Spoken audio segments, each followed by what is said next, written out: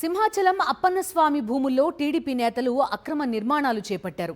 అధికారాన్ని అడ్డం పెట్టుకుని అడ్డాల రామరాజు షాపింగ్ కాంప్లెక్స్ నిర్మించారు. జీవీఎంసీ దేవస్థానం నుంచి ఎలాంటి అనుమతులు లేకుండా అడ్డగోలుగా నిర్మాణాలు చేపట్టారు. కోర్టులో కేసు ఉండగానే నిర్మాణాలు పూర్తి చేశారు. పోలీసుల సాయంతో అక్రమ నిర్మాణాలను తొలగించారు సింహాచలం ఆలయ అధికారులు.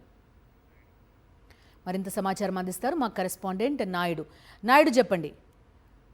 ముందు కూటమి ప్రభుత్వం అధికారంలోకి వచ్చిన తర్వాత విశాఖ నగరంలో ఇప్పటికే వేలాది కోట్ల రూపాయల ప్రభుత్వ భూములను ప్రజలకు సంబంధించిన భూములను కూటమి నాయకులు కబ్జా చేస్తున్నారు. చివరికి వాళ్ళు ఎంతకు తగ్గించారంటే సింహాచలం అప్పన్న స్వామికి సంబంధించిన భూములను కూడా వదలడం లేదు. తెలుగుదేశం పార్టీకి చెందిన అద్దాల రామరాజు అనే వ్యక్తి సింహాచలం అప్పన్న స్వామి దేవస్థానంలో ఎటువంటి అనుమతులు లేకుండా, అలాగే జీవీఎంసీకి సంబంధించి కానీ లేదా సింహాచలంకు సంబంధించి అధికారులకు సంబంధం లేకుండా అందులో షాపింగ్ కాంప్లెక్స్ నిర్మించారు. అయితే దీని మీద అధికారులు కోర్టుకు వెళ్లారు. కోర్టుకు వెళ్ళినప్పటికీ కూడా అధికారం అందజూసుకుని ఆయన ఈ షాపింగ్ మాల్ నిర్మించడం జరిగింది. అయితే కోర్టులో ఈ రోజు రామరాజుకు వ్యతిరేకంగా అలాగే అధికారులకు అనుకూలంగా రావడంతో పోలీసుల సాయంతో ఈ షాపులను తొలగించారు. వాస్తవంగా కోర్టు పరిధిలో ఉన్నప్పుడు భవనాలను నిర్మించే అధికారం ఎవరికీ లేదు. కానీ అయినప్పటికీ కూడా తెలుగుదేశం పార్టీకి సంబంధించిన నాయకుడు కావడంతో ఎవరు తనను ఏమీ చేయలేరన్న ఒక ఉద్దేశంతో రామరాజు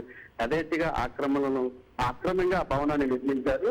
అయితే దీని మీద పెద్ద ఎత్తున విమర్శలు రావడం, అలాగే హిందూ ధార్మిక సంఘాలు కూడా ఆందోళన చేయడం కూడా గతంలో జరిగింది. దీంతో కొద్ది రోజుల క్రితము ఎవరైతే అక్రమంగా భవనాన్ని నిర్మించారో దానికి విరుద్ధంగా ఆ కోర్టు నుంచి తీర్పు రావడంతో అధికారులు పోలీసుల సహాయంతో ఆయన నిర్మించిన ఎవరైతే షాపింగ్ కాంప్లెక్స్ దాన్ని పూర్తిగా పడగొట్టడం జరిగింది. Right Swami Naidu, thank you.